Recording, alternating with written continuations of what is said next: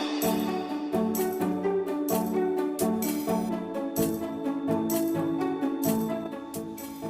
selamat berjumpa dalam kelas biologi bersama saya, Ibu Widuri. Kalian sudah pernah belajar biologi kan sejak SD, di SMP, dalam pelajaran IPA terpadu. Apa sih itu biologi? Namun sebelumnya, Ibu sampaikan dulu apa saja yang akan kita pelajari pada pertemuan kali ini. Yang pertama, manfaat biologi.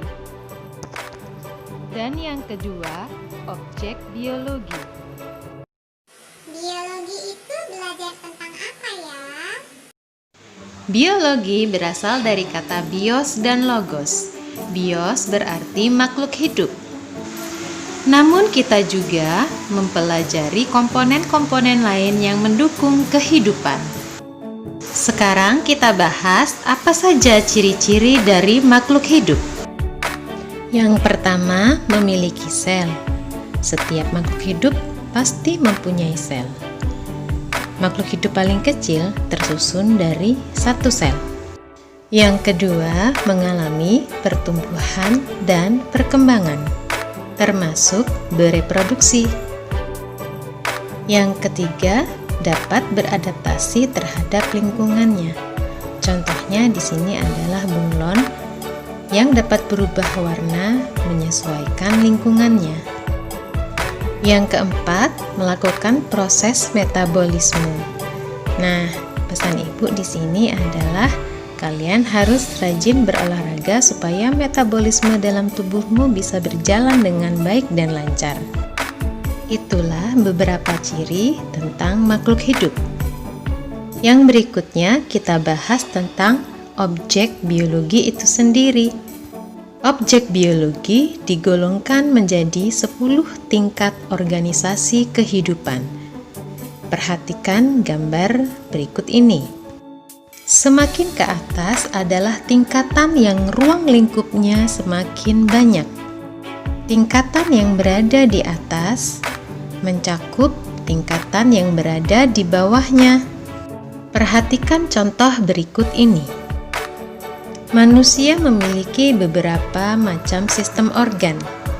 Sistem peredaran darah adalah salah satu sistem organ pada tubuh manusia. Sistem organ terdiri dari beberapa organ yang bekerja sama. Di sini, jantung adalah contoh organ yang menyusun sistem peredaran darah. Organ tersusun dari beberapa macam jaringan. Di sini, jantung tersusun dari jaringan otot jantung yang menyebabkan jantung bisa memompa darah.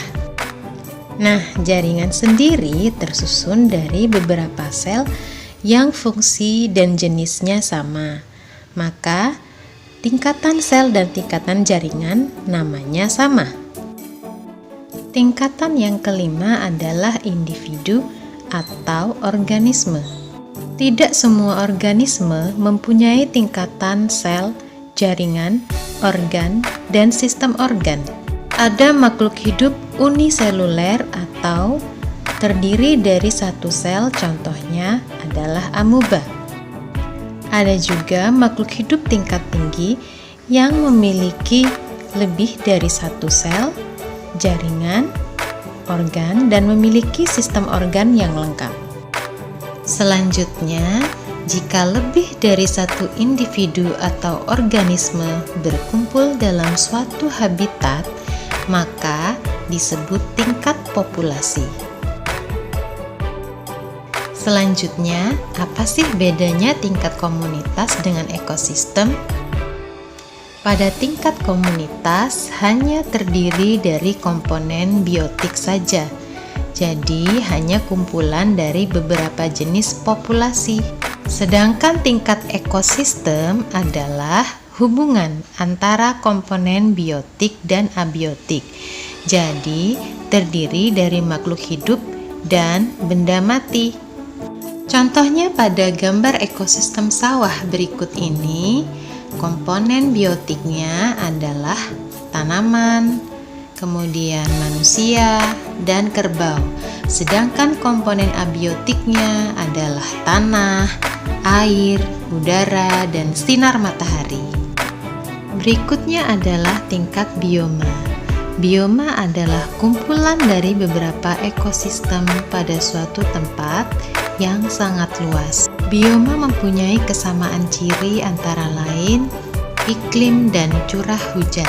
Penamaan bioma biasanya berdasarkan vegetasi atau jenis tanaman yang paling dominan. Contohnya, pada bioma sabana didominasi oleh tanaman rerumputan. Yang terakhir adalah tingkat biosfer. Biosfer adalah kumpulan semua bioma yang ada di planet bumi ini. Topik berikutnya adalah dampak positif dan negatif dari belajar biologi. Saja manfaat dari belajar biologi.